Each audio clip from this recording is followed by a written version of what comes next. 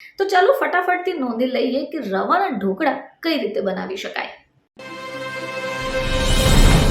નમસ્કાર દર્શક મિત્રો, ખબર છે .com પરથી હું દ્રષ્ટિ આપ સૌનું સ્વાગત કરું છું.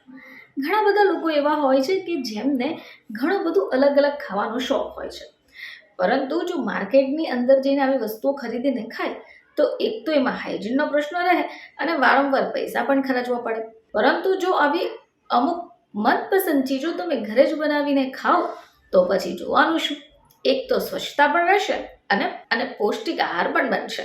તો મિત્રો, આજે આપણે એક એવી ડિશ વિશે વાત કરીશું કે જો તમે ઘરે રહીને ટ્રાય કરો છો તો ચોક્કસપણે ઘરના લોકો આંગળી ચાટીને ખાતા રહી જશે.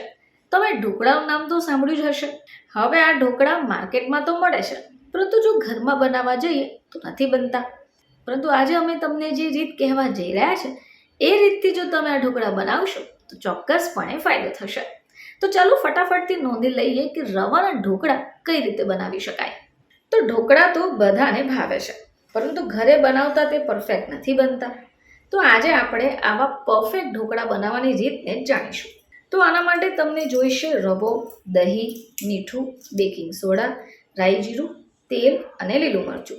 તો સૌથી પહેલાં તમારે શું કરવાનું છે, એક બાઉલમાં રવો, દહીં અને મીઠુંને નાખીને મિક્સ કરવાનું છે.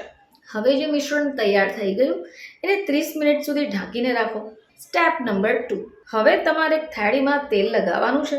પાણી મૂકી 10 મિનિટ પછી બેકિંગ સોડા નાખીને ફરીથી મિશ્રણને મિક્સ કરી દેવાનું છે અને એને ઢોકળાની થાળીમાં નાખીને હલાવી દેવાનું છે. હવે તમારે એક વઘારિયામાં તેલને ગરમ કરવાનું છે. હવે આપણે જે બેટર તૈયાર કર્યું છે એને થાળીમાં લઈ લો અને એક એવું વાસણ લઈ લો કે જેની અંદર તમે બાફીને આવી રેસીપી તૈયાર કરી શકો. 5 કે 7 મિનિટ બાદ ધ્યાને લઈ લો કે તમે જે ઢોકળાની ડીશ મૂકી છે તે ચડી ગઈ છે કે નહીં. એકવાર નક્કી થઈ જાય કે ચડી ગઈ છે, બાદમાં વઘારની તૈયારી શરૂ કરવાની છે. હવે વઘારવા માટે તમારે એક વઘાર્યું લઈને અંદર તેલ લઈ લેવાનું છે. ગરમ થાય એટલે રાઈ, જીરું, મરચું નાખી દેવાનું છે.